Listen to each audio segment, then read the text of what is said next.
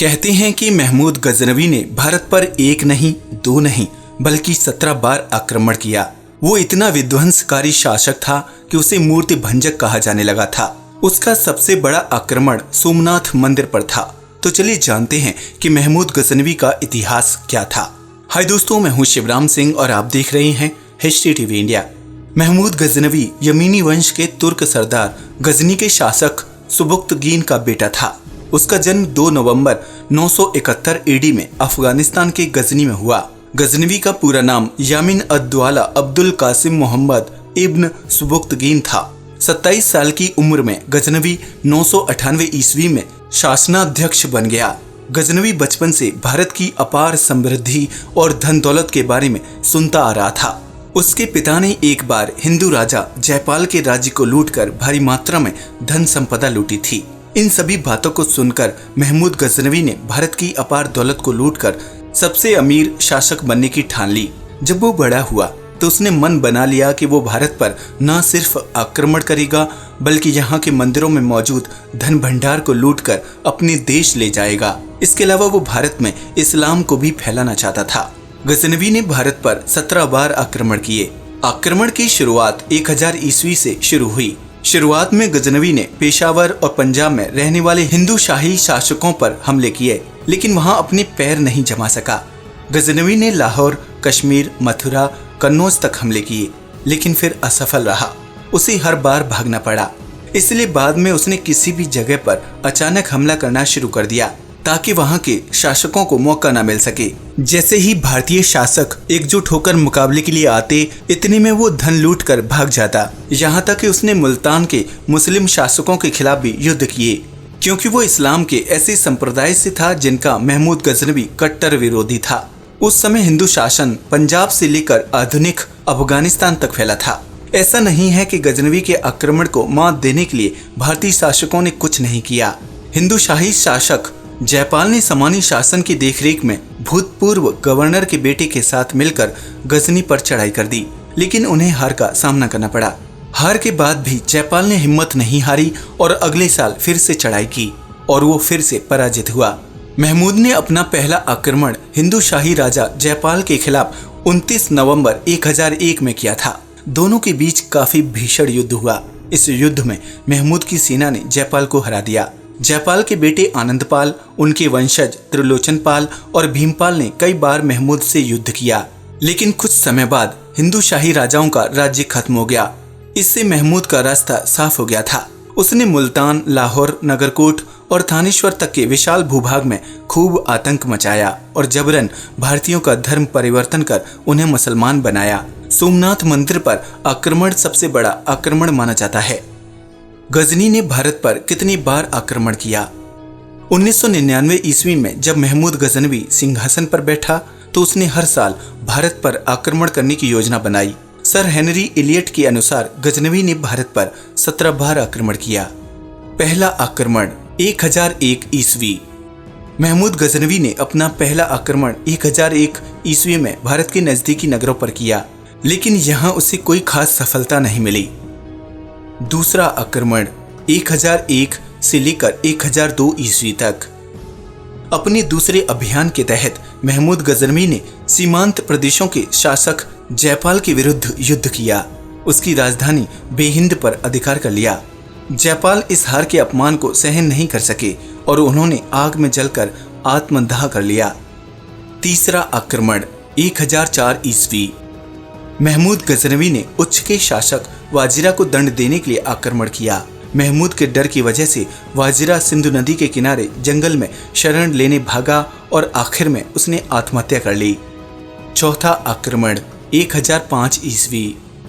1005 ईस्वी में महमूद गजनवी ने मुल्तान के शासक दाऊद के विरुद्ध मार्च किया। इस आक्रमण के दौरान उसने भटिंडा के शासक आनंदपाल को पराजित किया और बाद में दाऊद को पराजित कर उसे अधीनता स्वीकार करने के लिए बाध्य कर दिया। पांचवा आक्रमण 1007 ईस्वी। पंजाब में ओहिंद पर महमूद गजनवी ने जयपाल के पौत्र सुखपाल को नियुक्त किया, क्योंकि उसने इस्लाम धर्म कबूल कर लिया था। बाद में उसे नौशाह शाह कहा जाने लगा। 1007 ईस्वी में नौशाह शाह ने अपनी स्वतंत्रता की घोषणा कर दी। महमूद गजनवी ने ओहिंद पर आक्रमण किया और नौशा शाह को बंदी बना लिया। छठवां आक्रमण 1008 ईस्वी। महमूद ने 1008 ईस्वी में अपने छठे अभियान के तहत पहले आनंदपाल को पराजित किया। बाद में उसने इसी साल कांगड़ी पहाड़ी पर स्थित नगरकोट पर आक्रमण किया। इस आक्रमण में महमूद को अपार धन मिला। सातवां आक्रमण 1009 ईस्वी। इस आक्रमण के अंतर्गत महमूद गजनवी ने अलवर राज्य के नारायणपुर पर जीत हासिल की। आठवां आक्रमण 1010 ईस्वी। महमूद गजनवी ने 8वीं बार मुल्तान पर आक्रमण किया। उसने वहां के शासक दाऊद को हराकर मुल्तान के शासन को हमेशा के लिए अपने अधीन कर लिया। नौवां आक्रमण 1013 ईस्वी। गजनवी ने अपने नए अभियान के तहत थानेश्वर पर हमला किया।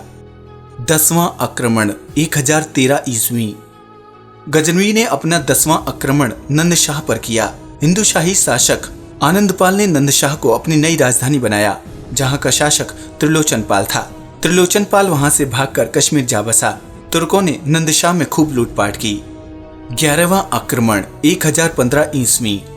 1015 ईस्वी में महमूद ने त्रिलोचन पाल के बेटे भीमपाल पर आक्रमण किया। युद्ध में भीमपाल को हार का सामना करना पड़ा। 12वां आक्रमण 1018 ईस्वी। 12वें आक्रमण में गजनवी ने कन्नौज पर आक्रमण किया। उसने बुलंदशहर के शासक हरदत्त को पराजित किया। गजनवी ने महावन के शासक बुलाचंद पर भी हमला किया। 1019 ईस्वी में उसने फिर से कन्नौज पर आक्रमण किया। इस दौरान वहां के शासक राज्यपाल बिना युद्ध किए ही आत्मसमर्पण के लिए राजी हो गए।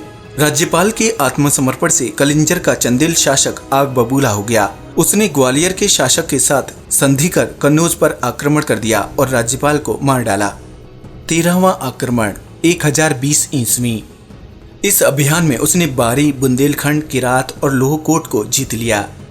14वां आक्रमण 1021 ईस्वी। 14वें आक्रमण के दौरान महमूद ने ग्वालियर और कलिंजर पर आक्रमण किया। कलिंजर के शासक गोंडा ने बेवश होकर संधि कर ली। 15वां आक्रमण 1024 ईस्वी। इस अभियान में महमूद गजनवी ने लोदुर्ग, जैसलमेर, चिकलोदर गुजरात और अनहिलवाड़ गुजरात पर विजय हासिल की। 16वां आक्रमण 1025 ईस्वी। इस बार गजनवी ने सोमनाथ मंदिर को अपना निशाना बनाया। कहा जाता है कि ये उसके अभियान का सबसे अहम आक्रमण था। सोमनाथ धन संपदा से भरपूर मंदिर था। गजनवी ने इस मंदिर की अपार दौलत के बारे में बहुत कुछ सुना था। सोमनाथ पर हमले के दौरान उसने सबसे पहले मंदिर के पुजारियों को मारा और फिर सारी संपत्ति लूटकर भाग गया। इस दौरान मंदिर के शिवलिंग को भी तहस नहस कर दिया। कहते हैं कि उसने यहाँ से इतनी दौलत लूटी कि उसे सैकड़ों खच्चर और ऊंटों पर लादकर गजनी ले जाना पड़ा। कुछ लोगों का कहना है कि गजनवी सिर्फ भारत से धन दौलत लूटने के इरादे से आया था, लेकिन ये गलत है, क्योंकि गजनवी ने कहा था कि वो मूर्ति भंजक है, इसलिए उसने यहाँ के मंदिरों को भी नहीं बख्शा और उन्हें बर्बाद कर दिया। वह हिंदुओं से इतनी नफरत करता था कि सोमनाथ मंदिर के शिवलिंग के टुकड़ों को खच्चरों पर लदवाकर गजनी भेज दिया, जहाँ उन टुकड़ों को एक मस्जिद की सीढ़ियों पर लगवाया गया ताकि उन पर नमाज पढ़ने वालों के पैर पड़ें। यहाँ तक कहा जाता है कि वो टुकड़े आज भी मस्जिद की सीढ़ियों पर लगे हैं। सोमनाथ मंदिर की लूटपाट को अंजाम देने के लिए उसने लगभग 50,000 ब्राह्मण और हिंदुओं का कत्लेआम किया। 17वां आक्रमण 1027 ईस्वी।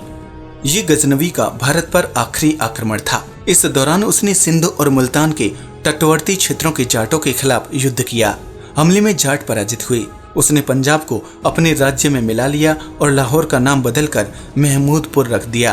पंजाब और मुल्तान पर जीत हासिल करने के बाद उत्तरी भारत की राजनीतिक स्थिति एकदम बदल गई। आक्रमण की वजह से भारत के राजवंश बुरी तरह टूट गए और इस तरह भारत में मुस्लिम आक्रमणकारियों के लिए रास्ते खुल गए। मृत्यु।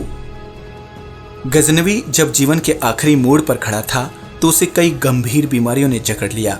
वो शारीरिक और मानसिक दोनों तरह की पीड़ा से जूझ रहा था। 30 अप्रैल 1030 को गजनी में फैले मलेरिया के चलते उसकी मौत हो गई। गजनवी के द्वारा जीते गए प्रदेशों में आज का पूर्वी ईरान, अफगानिस्तान, मध्य एशिया, पाकिस्तान और उत्तर पश्चिम भारत शामिल है। लेकिन उसके द्वारा किए गए हमलों में सोमनाथ मंदिर पर आक्रमण सबसे अहम घटना थी। आज के लिए बस इतना ही। वीडियो अच्छा लगा हो तो प्लीज इसे लाइक और शेयर करें, साथ ही चैनल को सब्सक्राइब भी करें। जय हिंद दोस्तों।